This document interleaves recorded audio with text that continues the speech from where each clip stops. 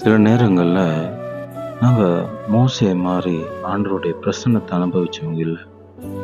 சில நேரங்களில் ஆபிரகாமை போல எங்களுக்கு விசுவாசம் இல்லை. சில நேரங்களில் யோசேப்பை போல நம்ம பரிசுத்தமாகவும் இல்லை. சில நேரம் யோவானை போல ஆண்டவருக்கு அன்பான சீடனும் இல்லை.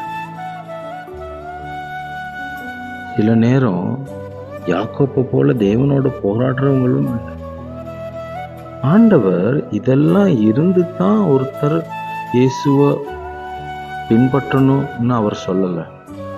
இப்போ நாம் இருக்கிற நிலைமை என்னவோ, நம்ம நெருக்கத்தில் இருக்கலாம், நம்ம வியாதியில் இருக்கலாம், பாவத்தின் அடிமைத்தனத்தில் இருக்கலாம், நம்ம இப்போ எப்படி இருக்கிறோமோ அப்படித்தான் ஆண்டவர் சொல்கிறாரு, எங்களை நான் ஒப்பு கொடுக்கணும் அப்படின்னு. இப்போ நீங்கள் என்ன நிலைமையில் இருக்கிறீங்களோ அப்படியே ஆண்டவருடைய கரத்தில் ஒப்பு கொடுங்க. அவர் உங்களை மாற்றுவார்.